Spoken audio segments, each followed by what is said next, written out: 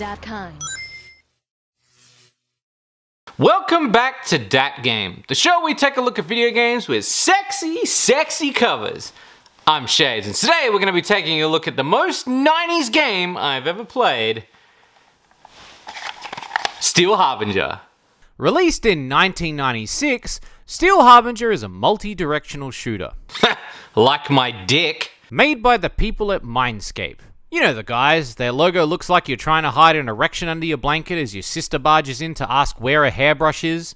They were known for games such as Prince of Persia 3D, Mavis Bacon Teaches Typing, and Lego Island. Oops, you have to put the CD in your computer. Now this game's got me all acting up. I mean, this midriff right here, it's gonna make me start doing bad decisions with my wallet. This right here is my favorite thing ever. In the history of forever. I think about this every day. I think about this all night long. I stay awake, not sleeping, because I'm thinking about this. The year is 2069. The United States is fighting Canada and Mexico in a war. Trust me when I say this has very little to do with the plot. Don't worry, we'll circle back around later. Be honest with you, I thought the Canadians were nice people. When a surge of alien pods land in North America, attacking humans and wildlife, they turn into half-machine, half-organic hybrids and turn their sights onto destroying the planet. Again, I got no fucking idea what the war between the US and Canada/Mexico has to do with pods and aliens. It doesn't add to anything you're about to be served. In a secret lab, Dr. Bowen and his team of scientists study an unhatched pod, but just then his daughter is attacked by the escaping alien, and then she becomes the Steel Harbinger. Sounds like some very cheesy 90s schlock. You've got FMV cutscenes, low poly blood, and guts and tits as icing on the cake. To be honest, this kind of game would keep me very busy if I rented it on the weekend. Also, I love the trope that aliens be put in glass tubes only to escape. It's like any horror ingredient. It needs to be in the mix if we have a lab and some aliens that have been studied in jars of goo. Maybe that's where we get the idea to keep inanimate objects submerged in jars of fluid. This isn't mine! On the back of the box, they say you can go to some of your favorite sites, such as Kansas, Antarctica, and the moon. Boy, that escalated quickly. I mean, that really got out of hand fast. Look, if we get a low poly butt wiggle, maybe some sexy strut animation and some stupid ass gameplay, we'll be already leagues ahead of PAX Corpus.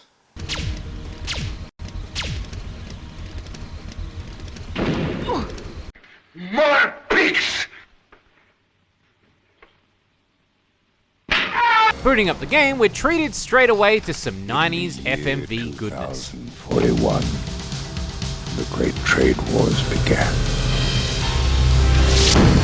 28. I love how they aimed a sniper rifle scope at him, but instead fucking nuked the bastard. This isn't mine! The FMV point-and-click game Harvester came the same month as this and didn't look nearly this slick. Some games back then used standard green screen, but Steel Harbinger was one of the first games to use on-stage 3D virtual sets, where a model is placed in an instant render on a second screen so they could check angles and match anything the director wanted the actors to perform. When I think of FMV games like this, I think Crazy Ivan for the Sega Saturn, lost to time where not many people I knew would have experienced them. Yeah, there's shit like Night Trap and Double Switch, but who wants to play a game on a screen the size of a wristwatch? And we've come a long way when looking back at games like Myst with its green screen scenes, or even the more obscure title, Frankenstein, starring Tim Curry. The flesh grew so uncontrollably thick and twisted like pork butt. Though anything with Tim Curry in it is fucking gold. I mean, it's Tim fucking Curry! Brought together to attempt to learn what the pod's weaknesses might be. Dr. Bowen, Yes. it's in the tube. It's unopened. Yes, it appears to be a malfunction. Yeah, you know it's the future when he's using a Nest laser scope to science it up. Miranda. She was my only daughter and all I had left in a dying world. Holy shit, unidentified erection in my pants! So Miranda gets attacked by the pod, and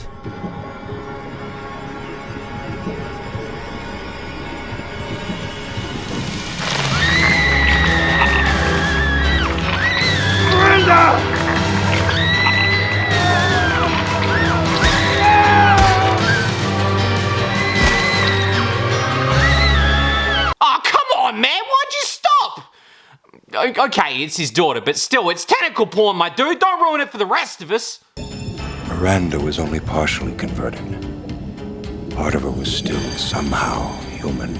She looks like a mix between a predator and those twins from the Matrix movies. His daughter, now partially turned into a half-alien hybrid, Dr. Bowen promises to save her, but soon after the lab is attacked by aliens, and they must flee, leaving Miranda to stand in one of the sexiest poses ever, ready for combat.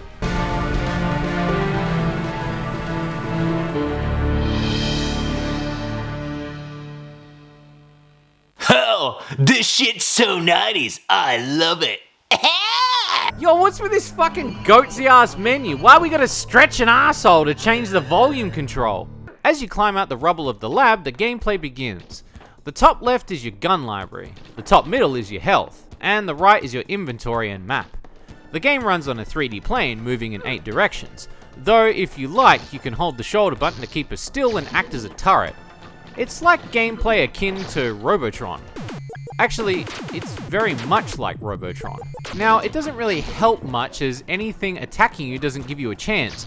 You're sort of mobbed like a chick on a Brazzers couch. I do love her walk.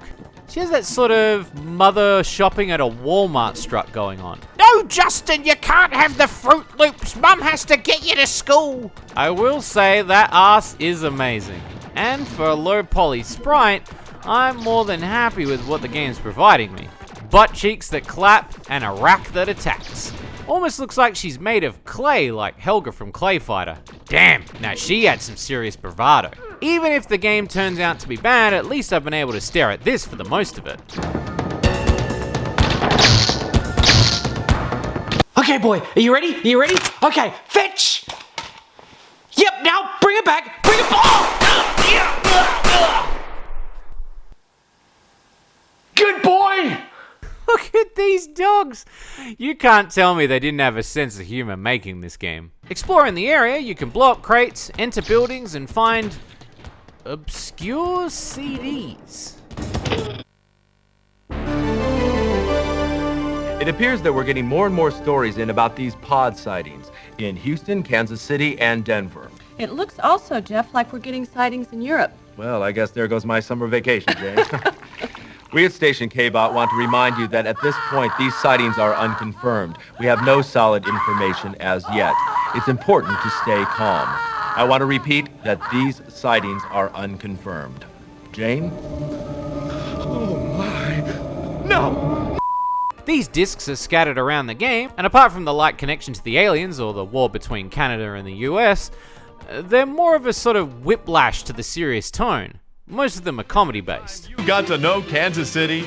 It's not only our nation's new capital, it's a really fun place to visit. The Capitol building is almost done, and so is the new White House.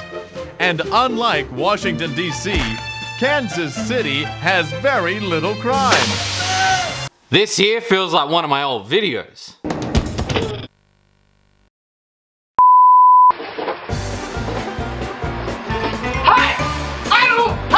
I know what you're saying. You're saying, I need mannequin pots. Well, welcome to Leroy's Mannequin Pot Emporium. We got everything. You want a leg up in mine? Oh. We got plenty.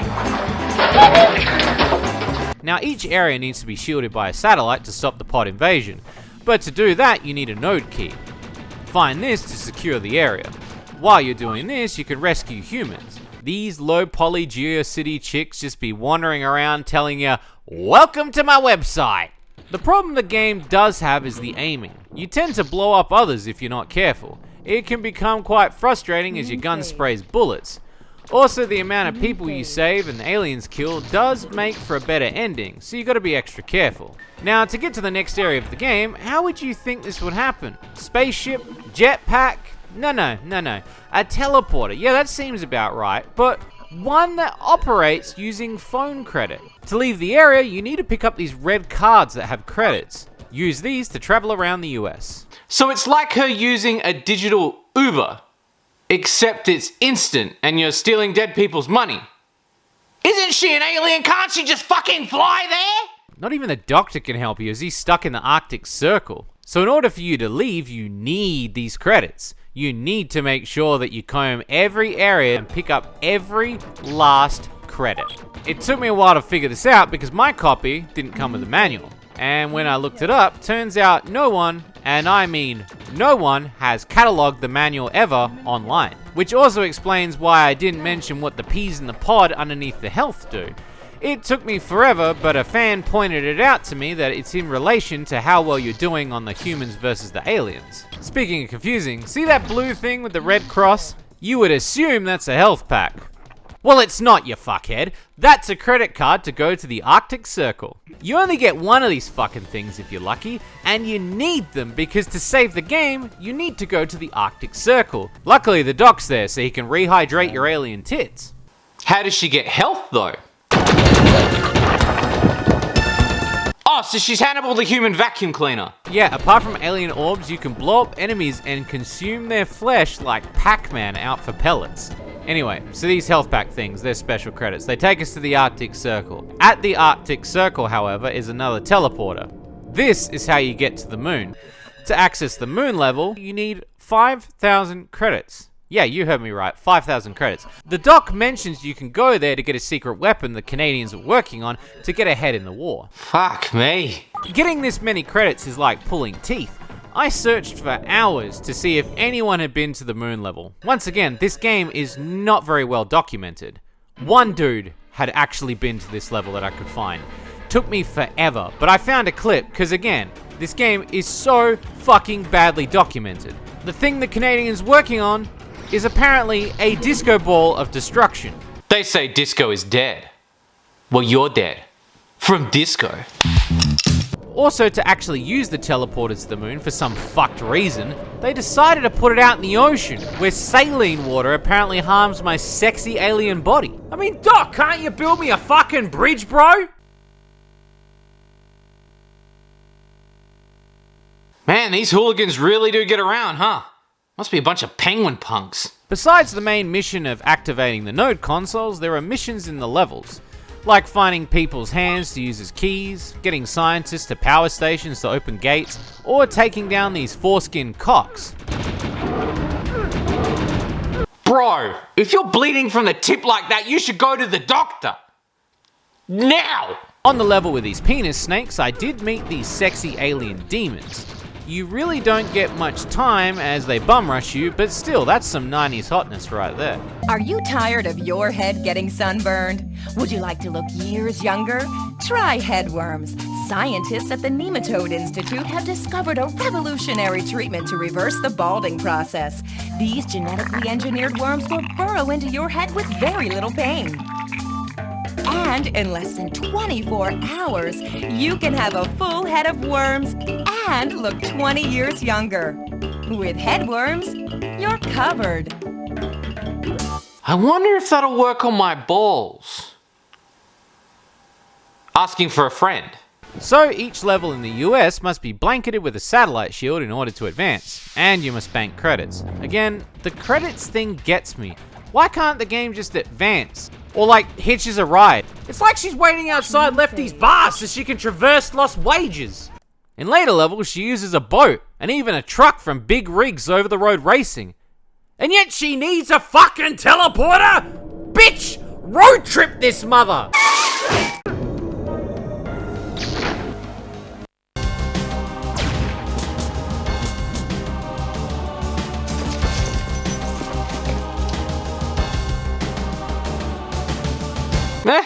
Kinda hot. Little animations like these play when teleporting and dying, so you do get some eye candy here and there in between the butt animations. Would have been cool to have some hybrid, money-hungry clam aliens in the casino.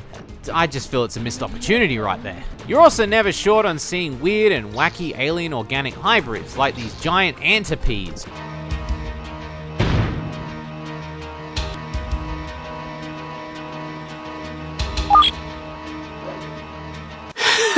That's some Kung Pao tier humor. You can really tell the devs had fun with this game.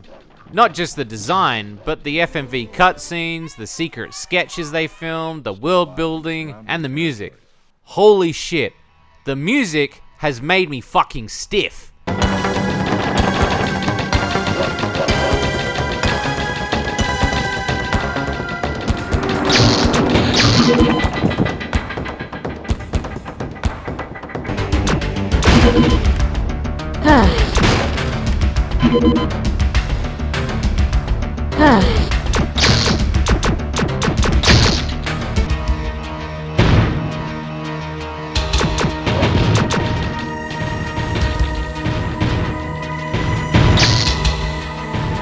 I know I've harped on a lot of frustrations with the game, and by no means is it perfect. Far from it. But the love in making a sexy, half-alien, half-chick killing machine who blows up aliens and eats their guts, it seems like they had a lot of fun making it. Yeah, it's a mess and some of the styles clash and the gameplay isn't fully realized, but all in all, I kinda like it. Again, it ain't Pax Corpus. Woo! One thing I will say while researching this game, I found little information out there. Most of the actors had died or faded off into the night. Also, the manual not being archived is hard in keeping these sort of games alive. That's what it was about when opening a game for the first time back then. You were reading over the instructions and getting ready to play it. That and nothing to the cover. I managed to find some old press beta builds of the game scattered around the internet, along with a bonus video that was apparently hidden inside the PAL version of the game by beating a secret level. Thanks for finishing the bonus level. Yeah. Woo!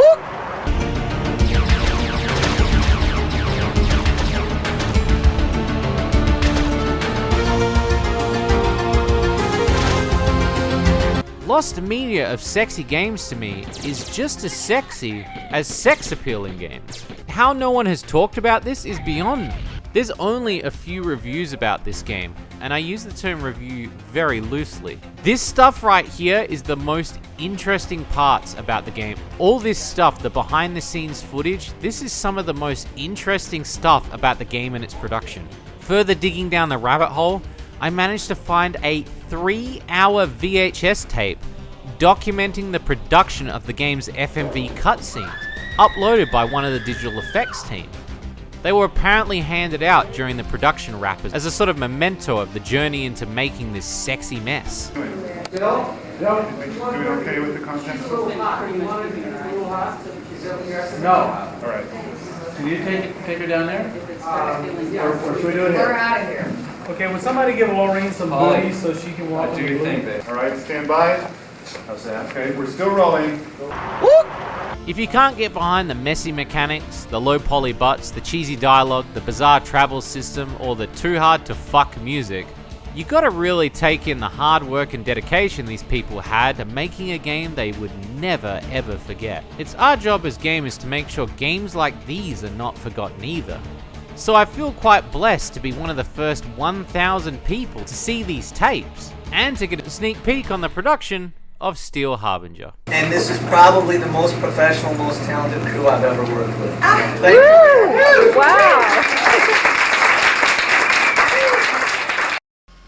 Over here we have the actual, this is the actual final res. Although it's getting video compression, we will actually deliver a cleaner image in the end than what's coming through, because we're going right now through all the analog devices and we're getting video noise. You can look at, well, you can't, Mr. Camera, but you can see the video noise in here. It's just sitting there sparkling. This should be a rock solid image. But this is our brand new Micron 133 Millennium. It is the best damn computer I've ever had. I would like more for free. How's that look? I'll tell you, this is a very poorly lit area. I know. Well, this is kind of low lux. What a weird way to end a review. I felt like playing this game was going to be a one-night stand of some serious hardcore sex. Could have ended good or bad. But instead it gave me a warm hug and a complimentary bag of behind-the-scenes goodies. Let's see what else they've got. Maybe they've got some stuff about the costumes or the set design. Oh, well, I mean, it's my copy of Commander Zod. Somehow that got in there, and then there's 2 copies of Commander Zod. Well, so 3 copies of Commander Zod.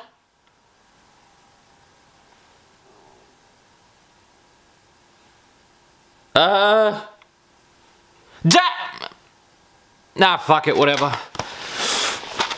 Oh yeah, Zoddy baby! Oh, that's hot! Well, like, to face the fact that you're not gonna have a girlfriend? You feel like you need a man in your life? This is the guy! Hey, I know what you're saying. You're saying, hey, Leroy, you're jerking me around? Like Leroy's better gonna call us for power parts and auto blood. We don't do that. We ain't got the option. That's 50% off. I'm just getting calls all the time. Hello, Mr. Man. Mr. Man wants 12 bodies of a lady. I can do that, Mr. Man. Why don't you make care about? Oh, nobody gets me like you, Zoddy, baby. What? What? Oh, you have time for one more? Okay. Shake my cum, shake my cum, shake my cum in the jar. Look out. Shaking up my waifu cum. I congratulate you on torrenting Commander Zod. Please, consume the cum chalice.